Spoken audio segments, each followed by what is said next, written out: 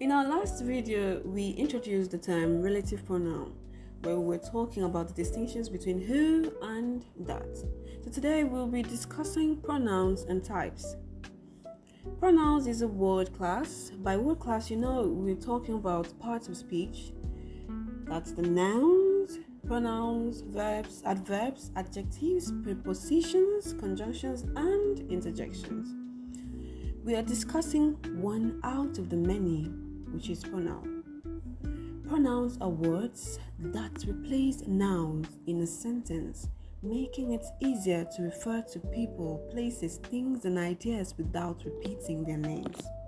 Without pronouns, we'll be having sentences like Lillian did not only buy a house, Lillian bought a car too. Or Mr. John came to the meeting late and Mr. John sat on a broken chair. If you look at these sentences, you'd notice that the names of the persons appearing twice in each sentence are both referring to the same person. In sentence 2, for example, the same Mr. John who came for the meeting is the very same Mr. John who sat on the broken chair. So why repeat the name? That is where a pronoun comes in, to replace the second Mr. John with he, to avoid redundancy. The sentence becomes Mr. John came to the meeting late and he sat on a broken chair. This is to say that one of the many functions of a pronoun is to take away sentence redundancy. Let's quickly look at the common types of pronouns that we have in English language. Number 1, personal pronouns. Personal pronouns refer to individuals or groups, and they change forms depending on the subject, object, or possessive position.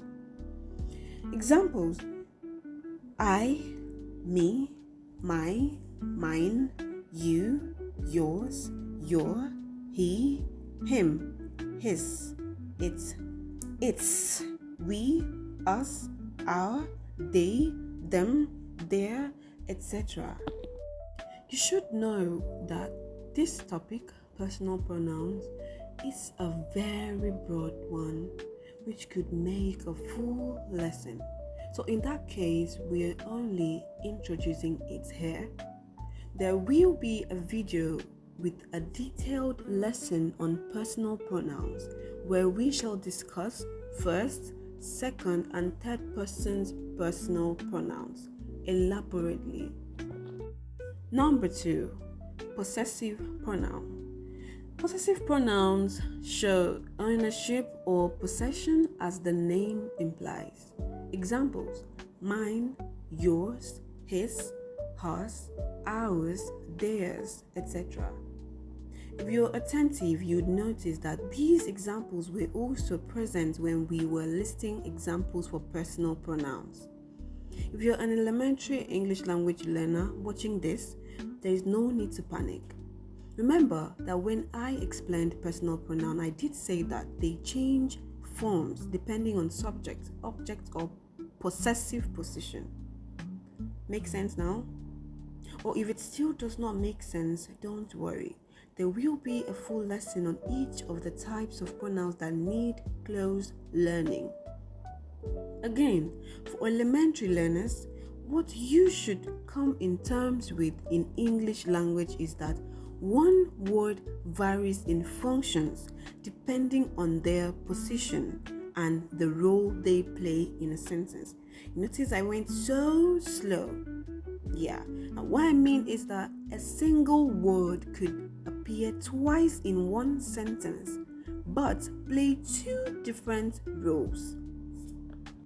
These two will be discussed also a little bit later. Let's go back to the types of pronoun. Number 3, reflexive pronouns. Reflexive pronouns refer back to the subject of the sentence. Examples: myself, himself, herself, itself. I'll give a short sentence illustration. Let's see. I would love to treat myself to a cup of ice cream. Number 4, demonstrative pronouns. Demonstrative pronouns point out specific people, places, or things. Examples: this, that, etc. Number 5, interrogative pronouns. Interrogative pronouns are used to ask questions. Examples: who, whom, which, what, etc. Number 6, indefinite pronouns. Indefinite pronouns refer to non-specific people, places, or things. Examples: someone, something, anyone, nobody, everybody, etc. Number 7, distributive pronouns. Distributive pronouns refer to individual members of a group. Examples: each, every, either, neither. Number 8, reciprocal pronouns. Reciprocal pronouns express mutual action or relationship. Examples: each other, one another, etc. Number 9, relative pronouns. Relative pronouns are a crucial type of pronoun that introduce dependent clauses connecting them to the main clause. They help to provide more information about a noun or noun phrase in the main clause. Examples are who, whom, whose, which, that. Okay, because I know that some people are already waiting for the clarity on the relative pronouns, which we had already touched. It's a pending discussion. So on our next video, we will start by talking about relative pronouns before we talk about the other types, one after the other. So at this point, I'd say see you very soon. Don't forget to subscribe. Please do not forget. Subscribe, and thank you very much.